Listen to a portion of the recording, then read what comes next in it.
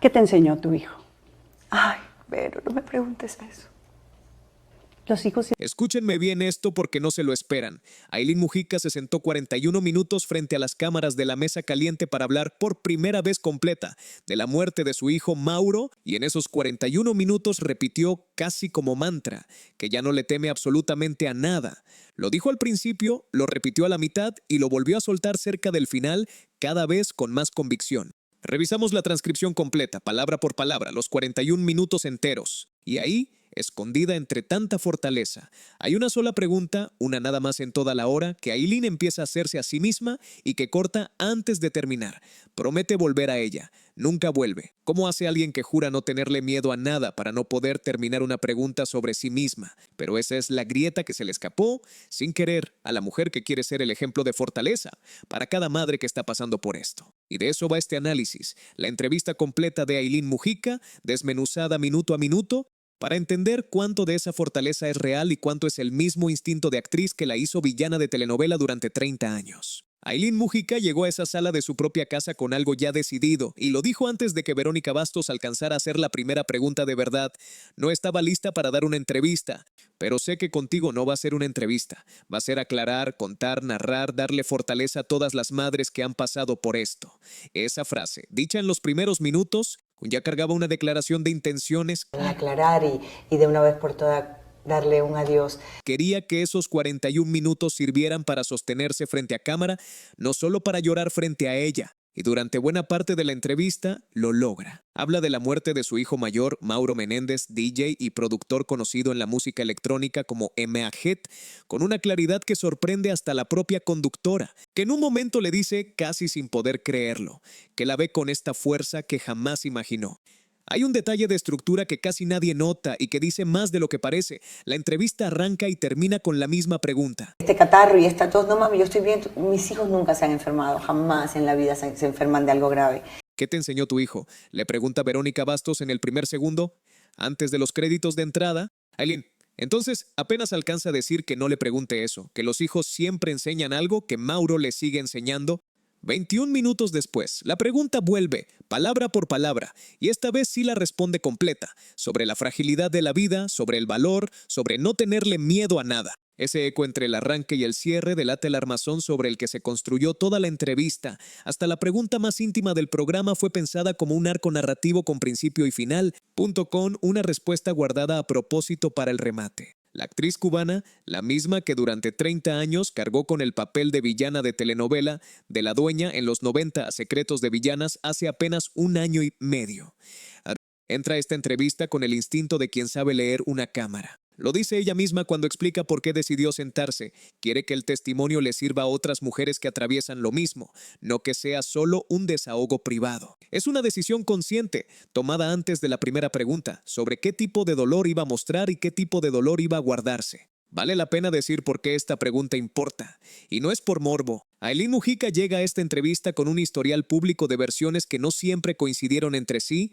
En 2011 denunció penalmente a una pareja por violencia doméstica en Miami y retiró la denuncia 72 horas después. En 2020 aseguró haber sido víctima de un secuestro express en Polanco y varios compañeros de la industria, entre ellos Daniel Bisogno, cuestionaron públicamente esa versión.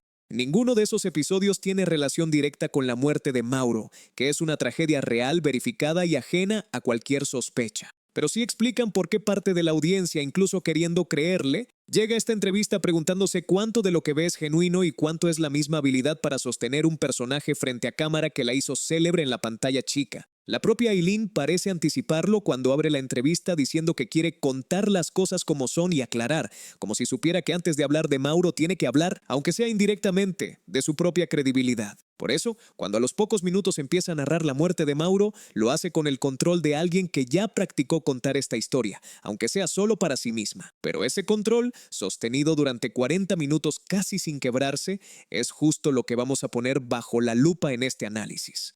no para dudar de su dolor, que es real y está documentado desde julio, sino para entender que tanto de esa fortaleza nace de haber encontrado paz, y que tanto es el mismo instinto que aprendió en 30 años frente a cámara. La cronología que Aileen cuenta esa tarde es la más detallada que ha dado hasta ahora, y por eso vale la pena seguirla completa. Mauro vivía entre Miami, California y los escenarios de música electrónica donde tocaba como MAAH8AS y pasaba por la casa de la familia en Miami de vez en cuando, entre gira y gira. En una de esas visitas, mientras Aileen grababa Top Chef VIP en Colombia, Mauro llegó con un catarro que no se le quitaba. Según cuenta ella, se lo dijo por teléfono más de una vez, es que siempre tienes este catarro.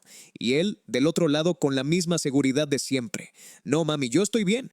Mis hijos nunca se han enfermado de algo grave. Este catarro y esta tos, no mami, yo estoy bien. Mis hijos nunca se han enfermado, jamás en la vida se enferman de algo grave. La abuela materna de Mauro, la propia madre de Aileen, fue quien lo cuidó esos días en Miami, y fue ella quien empezó a notar que el catarro no cedía. Por eso, cuando el hermano de Aileen se lo lleva a urgencias, la familia ya estaba en alerta. Pero Mauro, según relata Aileen, se negó a bajarse del carro en el hospital, dijo que ahí adentro estaba muy oscuro y que tenía que viajar a Barbados esa misma noche. Horas después, ya en el aeropuerto y en silla de ruedas, según cuenta su madre, seguía insistiendo en que tenía que llegar. Me dice, mami, es que tengo un dolor muy fuerte, creo que se me pinchó un nervio. Es que tengo un dolor muy fuerte, creo que se me pinchó un nervio, le dijo antes de abordar. Ella le pidió que se regresara, y él prometió llamarla en cuanto aterrizara, una promesa que esa noche no llegó a cumplir. Al día siguiente, Mauro le escribió que había ido al hospital en Barbados, que le diagnosticaron neumonía y que ya estaba tomando antibióticos. La frase que usó, ya me siento al 100. O sea, de estoy al 100. Fue lo que te Estoy al dijo. 100. Eso fue lo último que hablé con él. Y cómo? nunca. Sería, según reveló Telemundo días después con el audio original, casi calcada a la que le había mandado a su abuela y a su padre en los días anteriores. La misma fórmula de calma repetida a 3 personas distintas. Punto como si la costumbre de no preocupar a nadie fuera más fuerte que el propio malestar. Esa noche, la última, Aileen le llamó a las 6 y no contestó, le volvió a llamar a las 8 y tampoco, hasta que a las 10, cuando por fin alguien tomó el teléfono, no era Mauro, era una amiga que estaba con él en el hospital de Barbados. Le contó que Mauro había estado jugando fútbol, viendo el atardecer con unos amigos cuando convulsionó 3 veces. La ambulancia llegó tarde, le faltó oxígeno al cerebro, estaba intubado y su corazón se le paraba una y otra vez. Aileen pidió que le acercaran el teléfono al oído de su hijo, aunque él ya no pudiera responder, y le gritó, «¡No te vayas, Mauro! ¡No te vayas!». Y en eso le empiezo a gritar, no te vayas, Mauro, no te vayas, te queremos, tu papá y yo, vamos para allá. «Te queremos, tu papá y yo, vamos para allá». Según su propio relato, el corazón de Mauro se detuvo 7 veces esa noche, y los médicos lo revivieron cada una de ellas, hasta que llegó el momento en que una doctora le dijo que había que tomar una decisión. Le encontraron coágulos en el pulmón y en el corazón. Ella misma reconoce que no tiene certeza médica de qué los provocó, aunque especula, sin confirmación clínica, que la altura del vuelo pudo haber influido. Voló a Barbados esa misma madrugada, a las 2 con Gaby Borges, productora de Telemundo, acompañándola hasta el último minuto antes de subir al avión. Le pidió a un amigo presente en el hospital que la mantuviera al tanto sin decirle nada por adelantado. Quería enterarse de todo cuando ella misma llegara a Barbados, no antes. Pero Samu Menéndez, el padre de Mauro, la llamó mientras ella todavía estaba en tránsito por Panamá y le dio la noticia que ella había pedido no escuchar todavía. Su hijo acababa de morir. Antes de llegar a Barbados hubo una escala en Panamá y ese tramo del relato es, a su manera, tan revelador como el hospital. Aileen cuenta que se enteró de la muerte de Mauro ahí en el aeropuerto, sentada hablando por teléfono con sus 2 mejores amigas, Laura y Ayesha. Ellas gritaban del otro lado de la línea. Ella, en cambio, dice que hizo algo muy específico. Y yo hice delete a todas las personas que estaban. El mundo se detuvo. Hice delete a todas las personas que estaban alrededor suyo en ese momento, como si borrara del mapa a cualquier desconocido que pudiera verla llorar. El aeropuerto siguió funcionando alrededor de ella, anuncios de vuelos, gente arrastrando maletas, filas de migración, mientras ella, sentada sola en una silla, procesaba la noticia más dura de su vida rodeada de extraños que no tenían idea de lo que estaba pasando a su lado. Lo dice ella misma. Era algo como que me toca vivir esto sola aquí en este aeropuerto, ¿por qué? Era algo como que me toca vivir esto sola aquí en este aeropuerto. Fue, según su propio relato, la última vez que estuvo completamente sola con ese dolor, porque horas después llegaría a Barbados a encontrarse con Osamu. Lo que pasó después al llegar a Barbados es un tramo de la historia que ningún video anterior del canal había contado con este nivel de detalle, y es quizás, punto el más difícil de escuchar sin indignarse. Osamu y Aileen llegaron juntos al hospital un viernes a las 4:45 de la tarde. Todos los módulos de información ya estaban cerrados, porque según les dijeron, todo el mundo estaba en su casa. Nadie sabía dónde estaba el cuerpo de Mauro. Nadie sabía el nombre del doctor que lo había atendido. Fueron a la morgue, estaba en remodelación y ahí tampoco estaba. Regresaron al hospital a pedir, otra vez, una respuesta. Nadie sabía nada, repite Aileen en la entrevista, con una frase que suena casi como mantra de la desesperación. Nadie sabía nada. Nadie sabía nada. No había nada, nada. Era algo insólito. Nadie sabía nada. No había nada. Nada. Era algo insólito. Fue solo cuando el personal del hospital los vio llorar sin consuelo que alguien por fin les dijo dónde estaba. El cuerpo de Mauro había sido trasladado a una funeraria, pero la funeraria también estaba cerrada. Aileen, todavía en shock, respondió que entonces iría a abrirla ella misma. No hizo falta. Minutos después alguien contactó a la encargada y los llevaron a ver a Mauro. En medio de ese caos, Aileen y Osamu se reencontraron después de 30 años de distancia bajo la peor circunstancia posible. Ella lo describe como un abrazo de dos personas anestesiadas de dolor, que todavía en ese momento se aferraban a la idea de resolver juntos cómo llevarse a su hijo de regreso a casa, aunque fuera solo en forma de cenizas. Fue Osamu quien, camino al hospital, le recordó algo que Mauro había dicho en vida, que no quería que la familia llorara alrededor de él dentro de una caja de madera, que prefería que lo cremaran. Yo hago lo que tú quieras, lo que tú decidas, le dijo Osamu a Aileen. Yo hago lo que tú quieras, lo que tú decidas. Y entre los dos, llorando en el camino, tomaron la decisión. La funeraria les explicó que trasladar el cuerpo a Miami podía tardar entre 2 y 4 semanas, un trámite que ninguno de los dos estaba dispuesto a sostener con Mauro esperando en un país que no era el suyo. Creerlo en Barbados, dice Aileen, no fue una salida rápida ni cómoda, fue la manera de no dejarlo atrapado en ese limbo logístico más tiempo del necesario, aunque eso significara renunciar a un funeral tradicional en Miami rodeado de toda la familia. Aileen Mujica llegó a Barbados jurando que no quería ver el cuerpo de su hijo. Se lo dijo a Osamu de frente, yo no lo quiero ver. Algo que me pusiste ahí en el mensaje es, yo no lo quiero ver. Quiero recordarlo como era mi hijo. Sí. Pero Quiero recordarlo como era, guapo, bello. Toda su vida cargó, según cuenta ella misma en esta entrevista, con un miedo real y documentado a la muerte, tanatofobia, dice, usando la palabra exacta, y recuerda que hasta hace poco había gente que se burlaba de ese miedo sin entender de dónde venía. Por eso, cuando Osamu entra primero a la habitación donde está el cuerpo, ella se queda afuera, decidida a no cruzar esa puerta. Pero ver a Osamu desmoronarse frente a ella, tener que sostenerlo también a él en ese momento, le cambió la decisión en segundos. ¿Por qué no? Tengo que ver que mi hijo está muerto, o sea, tengo que verlo. ¿Por qué no tengo que ver que mi hijo está muerto?, se pregunta en voz alta durante la entrevista, reconstruyendo ese instante, o sea, tengo que verlo, y entra. Lo que describe después es probablemente el fragmento más citado de toda la entrevista, y por una razón no suena a un relato ensayado. Cuando veo la cara de Mauro, tenía una sonrisa en sus labios y entendí que se había ido aparte. Cuando veo la cara de Mauro tenía una sonrisa en sus labios y entendí que se había ido. A pesar de la intubación, de la neumonía, de la falta de oxígeno, el gesto que ella describe haber encontrado en el rostro de su hijo fue de paz. Lo abrazó por el pecho, le reclamó, dice, por haberse ido, le dio un beso en los dos cachetes que sintió helados. Y ahí, todavía frente al cuerpo, le hizo una petición que no fue en voz alta hacia ninguna cámara ni hacia ningún público. Le pidió fuerza suficiente para sostener a sus otros dos hijos, Alejandro y Violeta, y le prometió que si tenía que darle esa fuerza a él para que volara alto hacia otro plano, se la iba a dar sin reclamo. Antes de salir de esa habitación, alguien le entregó las pertenencias de Mauro. Pensó que ese momento la iba a derrumbar, dice, pero abrió la mochila y fue sacando uno por uno los objetos que su hijo llevaba encima. El collar que nunca se quitaba, la pulsera. Agarré este collar que nunca, siempre lo tenía puesto. ¿Su pulsera? Su pulsera. Un short lleno de arena y de mar. Unos tenis. Apenas llegó a casa le preguntó a su otro hijo, Alejandro, si los quería. Es un gesto pequeño, casi doméstico, en medio de una tragedia enorme, y por eso mismo cuenta algo real. La fortaleza de Aileen no aparece solo en los momentos grandes de la entrevista, sino también en esas decisiones diminutas y prácticas que tuvo que tomar mientras todavía cargaba arena de la última playa donde su hijo estuvo vivo. A partir de ese momento, dice Aileen, fui otra persona. Me ha enseñado a ser fuerte.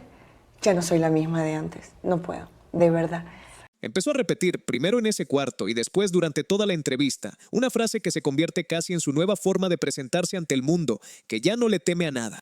Lo repite al hablar de por qué decidió regresar a trabajar en Top Chef VIP pese a las críticas. Lo repite al hablar de la muerte en abstracto, como concepto sin ya el pánico de antes. Lo repite incluso al final cuando dice que no le teme a irse mañana. Es una transformación que ella misma nombra en voz alta, una y otra vez como si necesitara que quedara grabada. La mujer que le tenía pánico a la muerte ya no le teme a nada. Esa fortaleza declarada se pone a prueba varias veces más durante la entrevista, y en cada una de ellas, Aileen la sostiene con el mismo control. Cuando le preguntan por el GoFundMe que se armó para cubrir los gastos del traslado y la cremación, aclara, sin que se lo pidan dos veces, que la familia jamás lo organizó. Jamás la familia creó un GoFundMe. Jamás.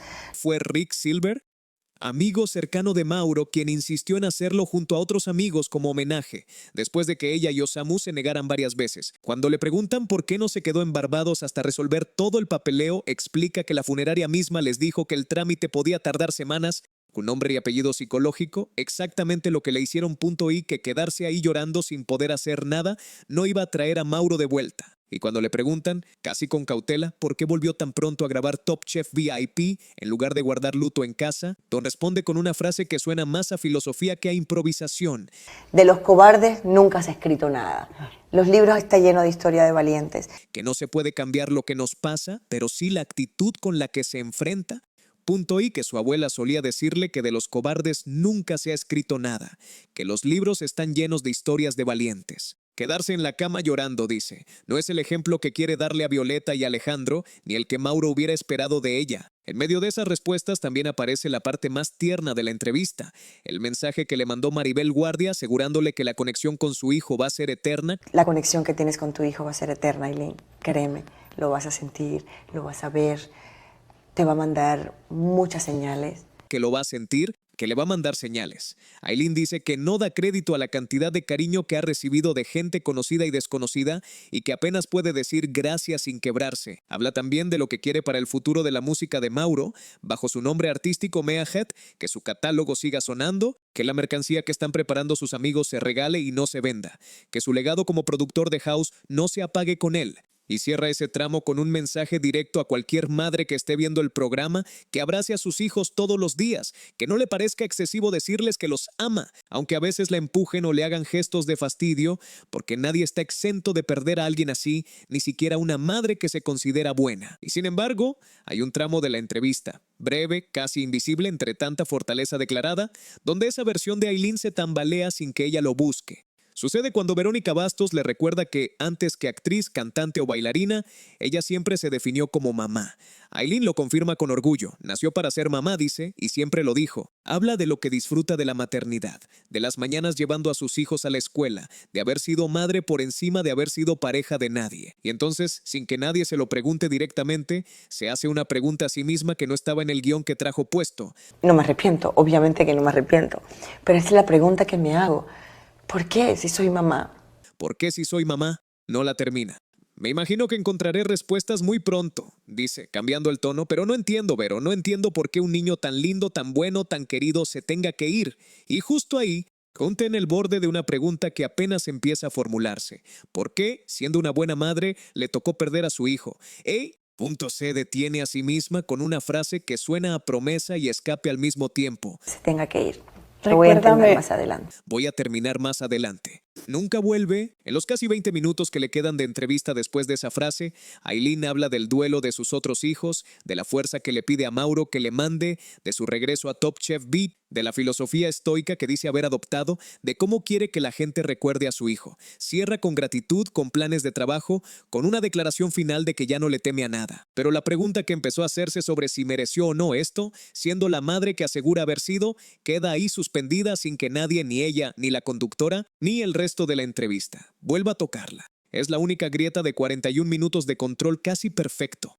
Y quizás sea, de las dos versiones de Aileen Mujica que aparecen frente a cámara esa tarde, la que asegura no temerle a nada y la que no logra terminar una pregunta sobre sí misma, La más honesta de las dos. Y ya que hablamos de lo que una mujer decide guardarse y lo que decide soltar frente a cámara, hay otro video en este canal que camina por ese mismo filo, aunque desde una herida completamente distinta, el de Ana Patricia Gámez y lo que decidió proteger antes de que fuera demasiado tarde para hacerlo. Está en la cart, y si la pregunta de hoy fue ¿qué se calla una madre en duelo?, la de ese video es ¿qué se calla una mujer antes de perderlo todo?